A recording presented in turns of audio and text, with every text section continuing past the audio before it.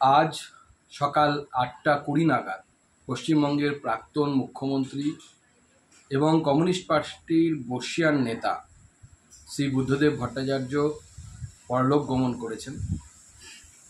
এই দুঃখের সংবাদে আমরা অত্যন্ত মর্মাহত। তার শোকসন্তপ্ত পরিবারকে আমার তরফ থেকে, আমার পার্টির তরফ থেকে আমি সমবেদনা জানাই। মাননীয় বুদ্ধদেব ভট্টাচার্য পশ্চিমবঙ্গের অন্যতম জনপ্রিয় রাজনীতিবিদ ছিলেন। মতাদর্শগতভাবে ভিন্ন মেরুর লোক হলেও ব্যক্তিগতভাবে ওনাকে আমি অত্যন্ত সম্মান করতাম। তার ঈশ্বরের কাছে প্রার্থনা করি তার আত্মার সদ্গতি হোক এবং তার পরিবারকে এই দুঃখের সময়ে, এই কষ্টের সময়ে ঈশ্বর যেন শক্তি প্রদান করে এবং পরিবারের প্রতি আমি আবার আমার সমবেদনা জানাই। প্রাক্তন মুখ্যমন্ত্রী বুদ্ধদেব ভট্টাচার্যের প্রয়াণের খবরে আমরা ভীষণই শোকাহত এবং মর্মাহত। বুদ্ধবাবু একজন ব্যক্তিগত স্তরে খুব ভালো এবং সৎ মানুষ ছিলেন। তিনি একজন শৈল্পিক মনোভাবাপন্ন মানুষ ছিলেন, একটা শৈল্পিক সত্তা ছিল তার মধ্যে। এটা নিশ্চিত করে রাজনৈতিক জগতে একটা নক্ষত্র পতন, একটা অপূরণীয় ক্ষতি। আমাদের বাংলার মুখ্যমন্ত্রী মাননীয় মমতা বন্দ্যোপাধ্যায় বুদ্ধবাবু যখন দীর্ঘদিন অসুস্থ ছিলেন বারবার তার পাশে গেছেন, তার পরিবারের পাশে থেকেছেন। আমি তার বিদেহী আত্মার শান্তি কামনা করি এবং তার শোক সন্তপ্ত পরিবারের প্রতি আন্তরিক ও গভীর সমবেদনা জানাই। বুদ্ধদেব ভট্টাচার্য প্রয়াত, সিপিএম নেতা এবং প্রাক্তন মুখ্যমন্ত্রী পশ্চিমবঙ্গের। গভীর শোক প্রকাশ করছি, প্রণাম জানাচ্ছি তাকে, তার স্মৃতি অটুট থাকবে। প্রয়াত হলেন প্রাক্তন মুখ্যমন্ত্রী বুদ্ধদেব ভট্টাচার্য। শেষ দিনগুলো কিভাবে কাটাচ্ছিলেন তিনি আজকের ভিডিওতে সেটাই তুলে ধরছি। হাসপাতাল থেকে বাড়ি ফেরার পরেও কিছুটা হলেও শারীরিক অবস্থার উন্নতি হচ্ছিল।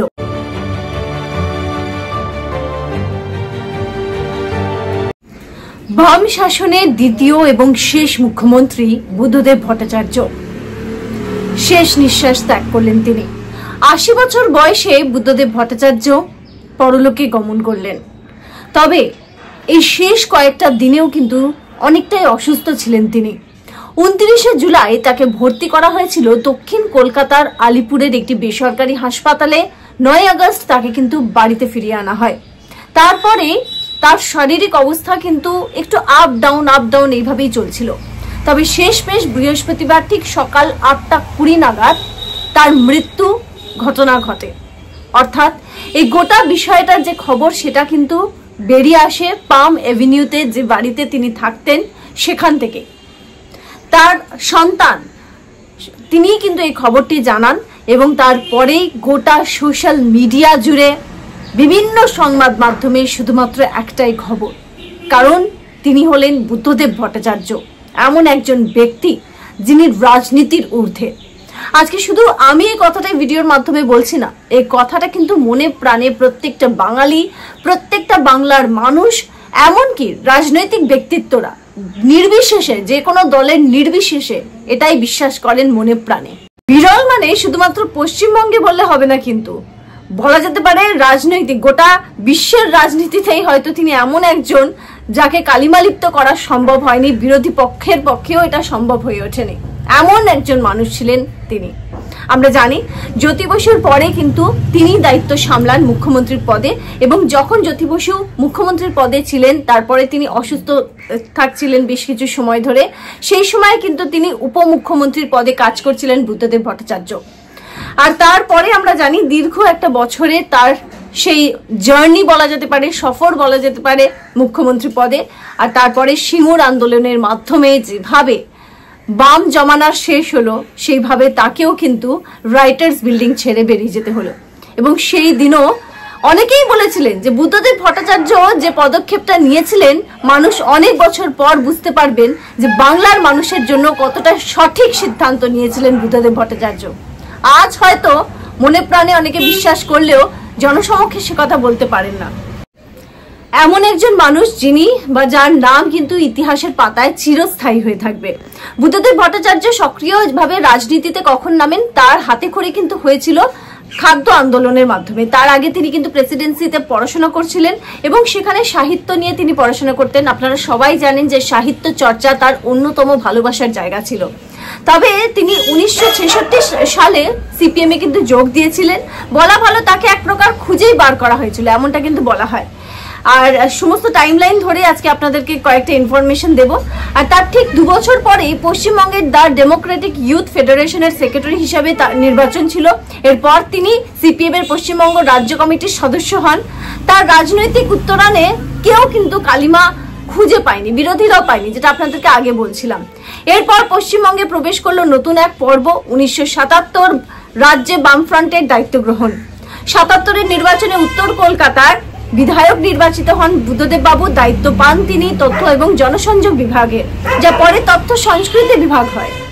এরপরে 1987-এ তিনি পান পুর ও নগর উন্নয়নের দায়িত্ব। সিপিএম এর পতন হোক উত্থান হোক সব কিছুতেই কিন্তু ট্রু কমরেড হিসেবে কাজ করে গিয়েছেন। তারপরে 1999 একটা নতুন পর্ব শুরু হয়।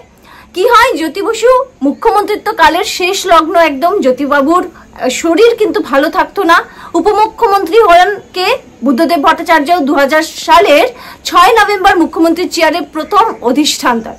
সেই চেয়ারেই থেকে যান তিনি। 2001-এর 18ই মে 13তম পশ্চিমবঙ্গ বিধানসভা নির্বাচনে জয়ী হয়ে প্রথমবার মুখ্যমন্ত্রী হিসেবে শপথ নেন তিনি।